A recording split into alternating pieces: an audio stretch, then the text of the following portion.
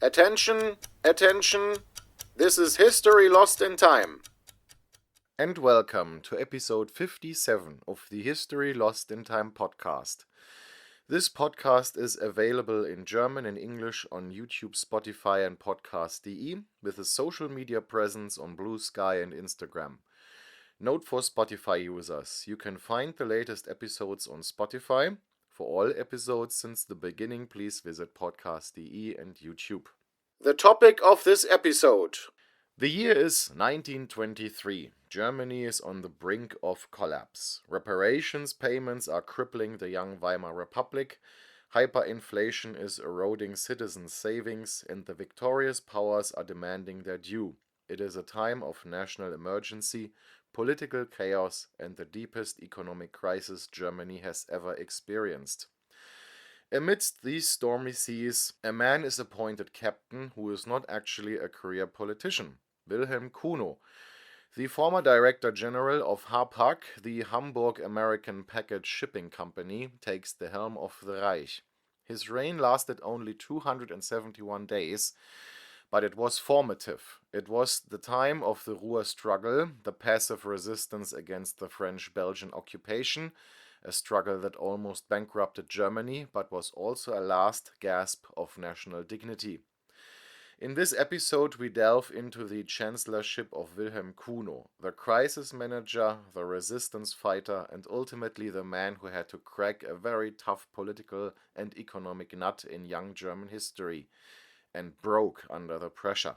Political agenda and background. None. The sources that were used. Source 1. Martin Sabrow, Violence Against Weimar, The Early Republic's Trials, 1918-23, Waldstein Verlag, Göttingen, 2023. Source 2. Nadine Rossol, Benjamin Ziemann, Upheaval and Abyss, The Handbook of the Weimar Republic, WBG, Darmstadt, 2021. Source 3. Hans Mommsen, The Rise and Fall of the Weimar Republic, 1918-33, Ullstein Propyläen, Berlin, 1998.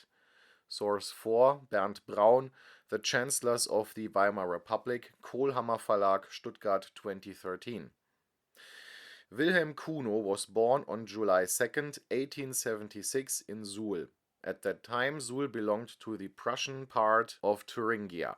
His father was a Prussian officer, which is why Cuno moved a lot and never adopted a Thuringian dialect. On the contrary, he later adopted the dialect of his adopted home, Hamburg. Cuno's mother died when he was only 2 years old. His father remarried and Cuno gained a half-brother. After brief stays in Erfurt and Kassel, he moved to Königsberg at the age of 7, where he began his secondary education. At the age of 10, in 1886, he moved to Berlin. Since a Catholic upbringing was very important to his parents, he first attended the Dominican College in Venlo, Netherlands, and later the Theodorianum in Paderborn.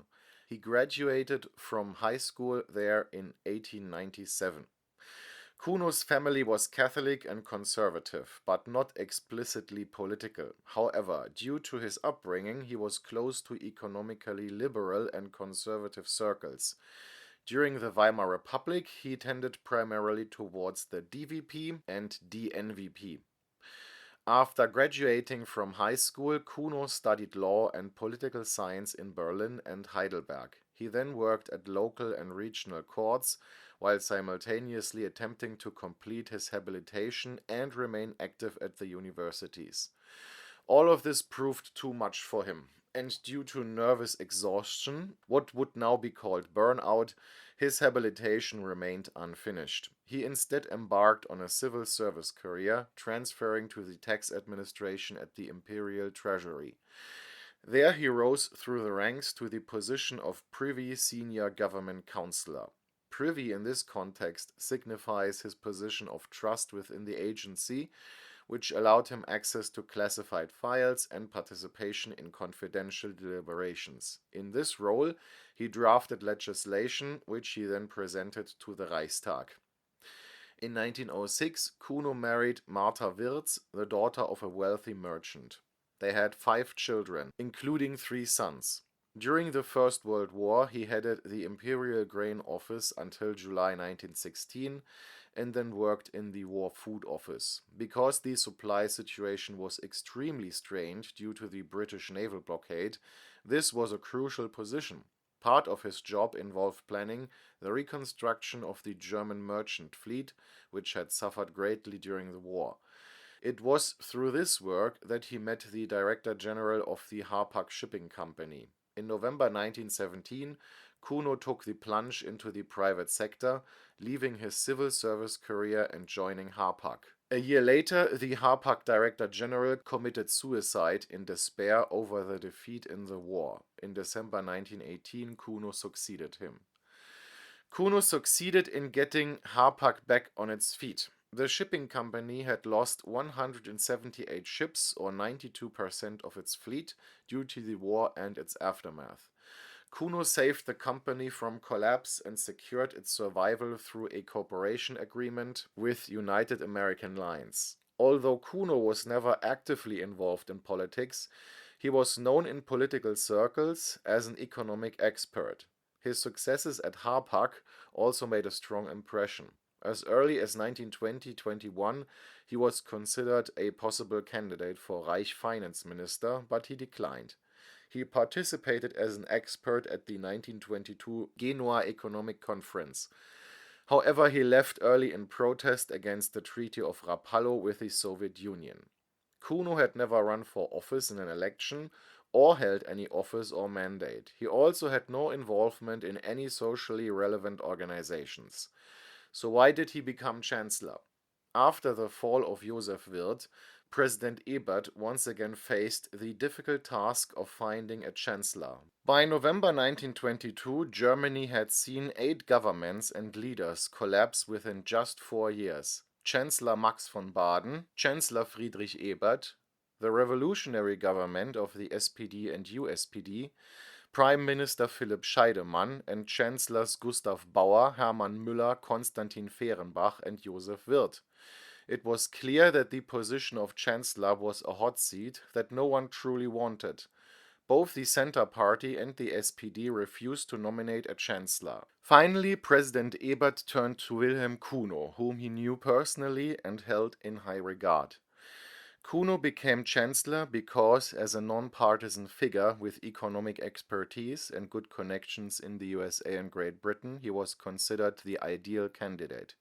What were the expectations of him? Source 4 on page 90 provides a good summary.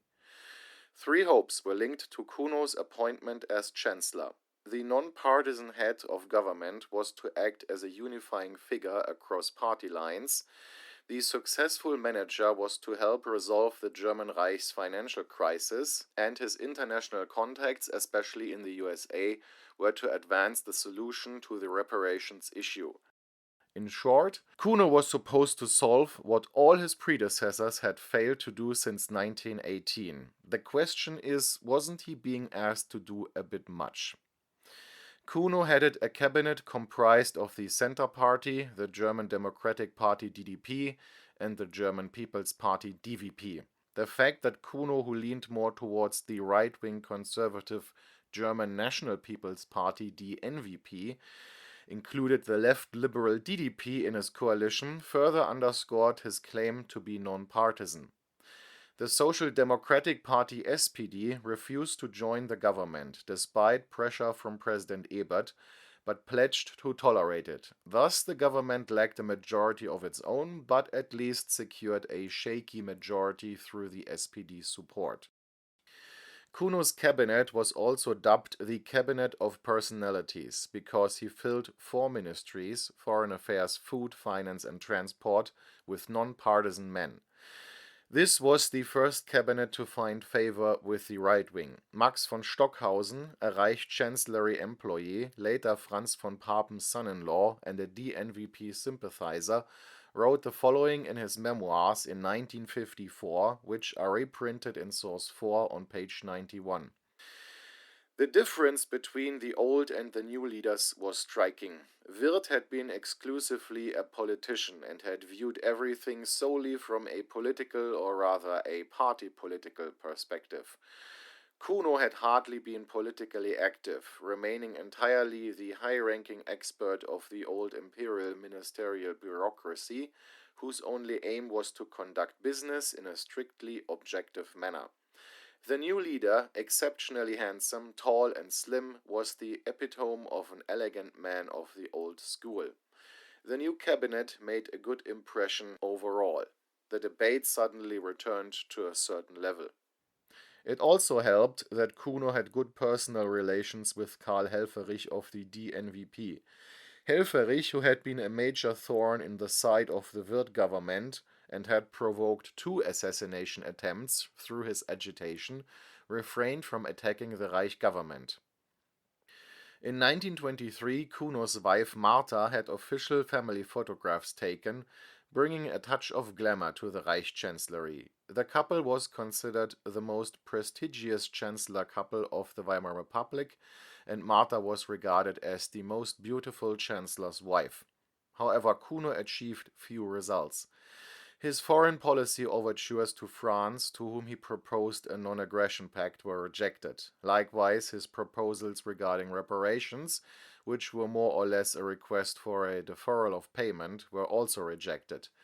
His efforts towards the United States were likewise unsuccessful. In line with the political right in the country, Cuno took a risk. He abandoned the policy of conditionally fulfilling the Allied demands, which his predecessor Wirth had pursued, and returned to a policy of obstruction. Source 2 states on page 75, the former manager of the HAPAG shipping company adopted the slogan "Bread first, then reparations," and escalated the ongoing disputes over delaying reparations payments when he decided to also refuse to deliver goods, wood and coal. However, he unwittingly played into the hands of French Prime Minister Poincaré. Poincaré had already announced in the summer of 1922 that he would henceforth take action in the Ruhr region even without British support. Source 1 describes Poincaré's plan on page 244 as follows. The pretext to be used was Poincaré's claim that Germany, which was only in fact behind on individual deliveries, simply hadn't done enough to meet the Allies' reparations demands. By his words and his decision to delay certain deliveries, Cuno provided Poincaré with precisely the justification the Frenchmen needed.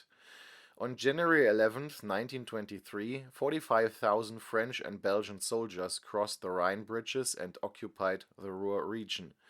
The number of occupying troops rose to over 90,000 within a few days. The British did not participate in this occupation, but they allowed the French and Belgians to cross through British-occupied territories. This indirect support further emboldened the French and Belgians. Source 1 continues on pages 244 and following. Poincaré initially claimed that the military occupation was necessary to technically verify Germany's compliance with the reparations payments stipulated in the Treaty of Versailles. Hardly anyone believed him.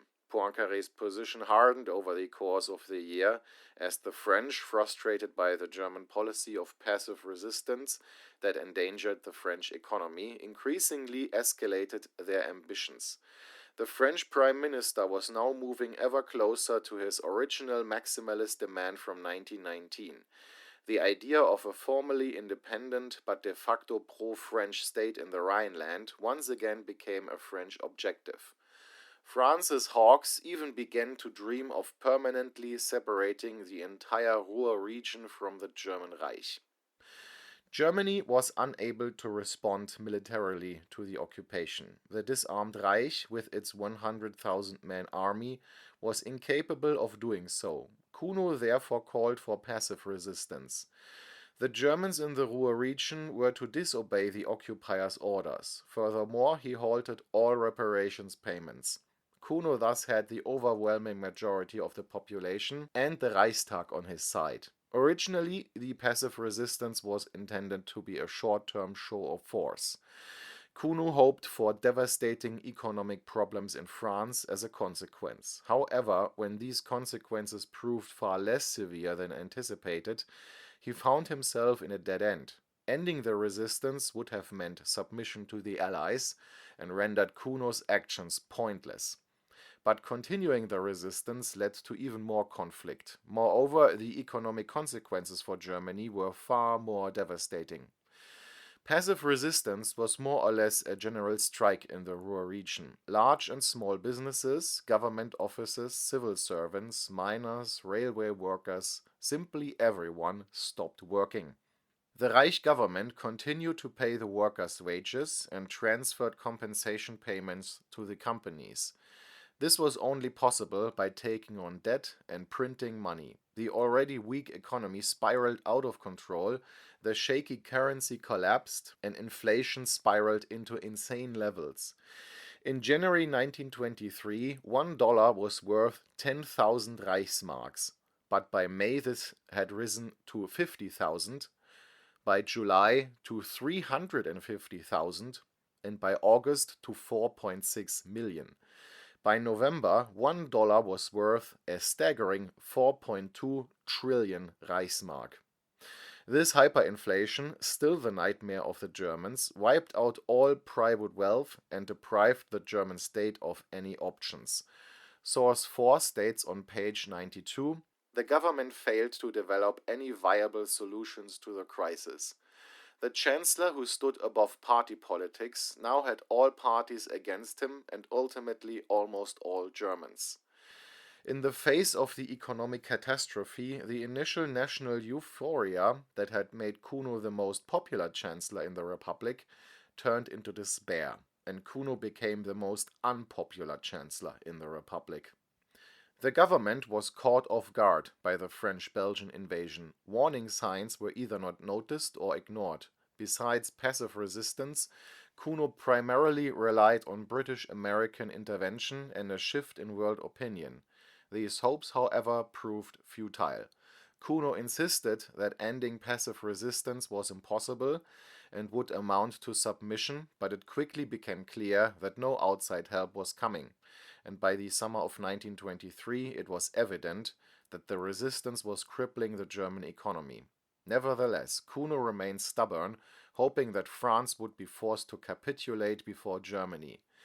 In his last speech before the Reichstag in early August 1923, he said, printed in source 4 on page 92, "There is talk of negotiations with France. I consider this idea wrong and will explain why. The French demands primarily focus on the elimination of passive resistance. Before France even engages in discussion, before it states what it wants, the German government is supposed to lay down its only weapon. This is a demand the Reich government cannot accept." Even his own cabinet no longer supported him. In his memoirs, the then Reichswehr Minister Gessler doesn't mince words about Cuno, calling him a charlatan and the weakest chancellor of the Republic. While Cuno organized and financed passive resistance from Berlin, the situation on the ground in the Ruhr area escalated rapidly. Source 1 states on page 246, "Out of frustration with the initially unexpected stubborn refusal of the Germans to cooperate with their occupiers, the French and Belgians initiated the expulsion of German civil servants and their families, including railway workers, from the occupied Ruhr region. By the end of 1923, more than 100,000 civil servants and their families had been forced to leave the Ruhr, often under threat of armed force. The border between the occupied Ruhr region and the unoccupied Germany was temporarily closed. Such disruptions restricted the food supply in the Ruhr region and exacerbated the already precarious situation for the poorest inhabitants. Children suffered most. Up to 300,000 children were transported to unoccupied Germany to obtain food. Had they remained in the Ruhr region, an unknown number of them would have starved to death." The French also quickly attempted to implement the secession of the Ruhr region, as mentioned, the dream of the French hawks. German names and symbols were removed and banned and replaced with French names, for example for streets. The German population was required to greet French officers, salute the French flag, and give French soldiers the right of way. Failure to comply with these orders resulted in severe punishments. It was a reversal of the situation that had existed in Belgium and northern France during the First World War. The deployment of North African colonial soldiers by the French was particularly controversial. While it was never definitely established whether the use of these soldiers was intended as a deliberate act of humiliation for racist reasons, source 1 is certain that this was at least implicitly the case. Quote from page 247. In any case, it is considered almost certain that the Germans were to be deliberately humiliated in this way. The presence of non-white soldiers was intended not only to symbolize Germany's defeat within the European state system, but also to underscore the end of Germany as a white European power. From the beginning of February, the occupying soldiers became significantly more aggressive towards the population in an attempt to break the resistance.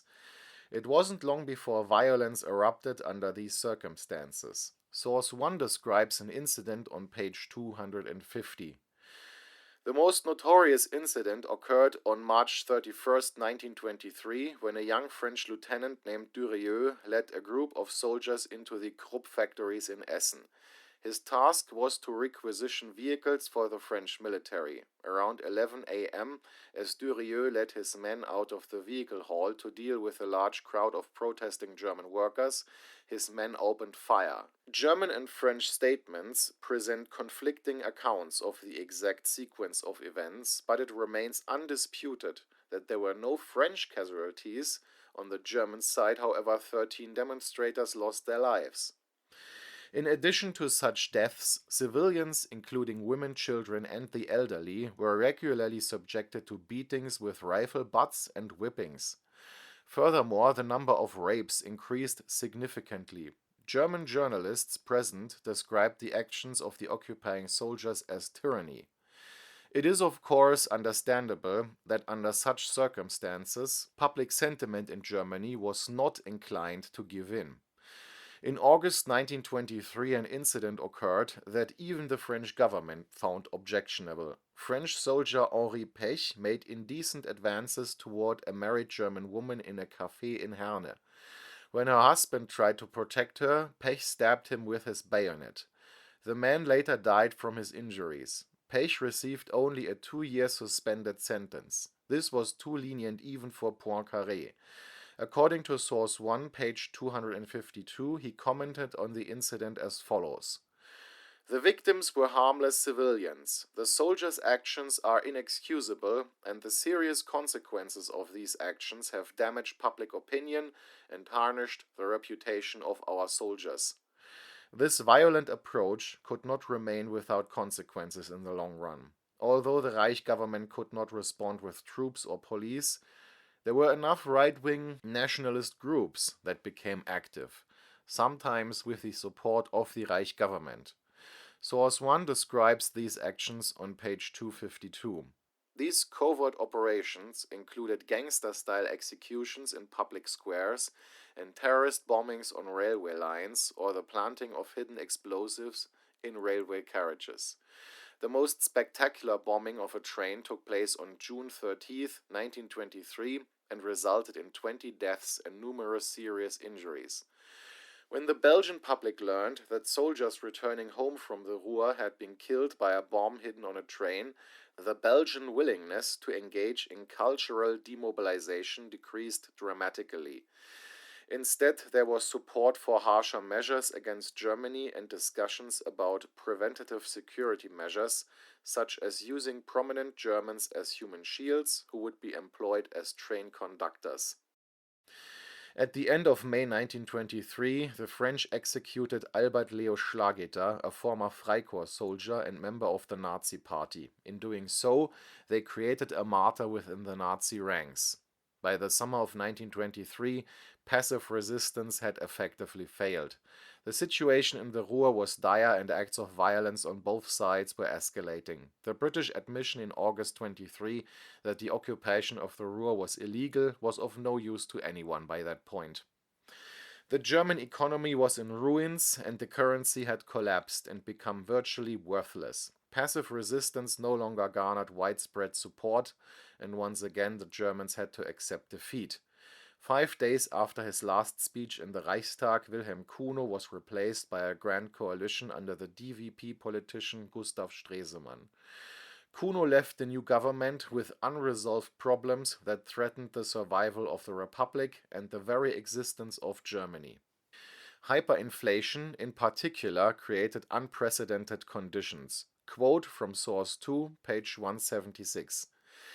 After the realization took hold in the summer of 1923 that the mark was beyond saving, retailers also began refusing to accept paper marks and artificially restricting and hoarding goods. Shops opened only 2 or 3 days a week, eventually only for a few hours, and even then the selection remained inadequate. Queuing in front of grocery stores became commonplace. At the same time, farmers refused to meet their delivery quotas, which dated back to the post-war period of rationing. Supply crises and hunger riots ensued. Hoarding and field theft were rampant. Looting was no longer uncommon. In many cases, wages fell so low that it became impossible for working-class families to buy everyday necessities. Money was handed out by the baskets and lost value so quickly that you had to buy something with it immediately. What you received in the morning was worthless by evening. Money was also sometimes used as fuel or wallpaper.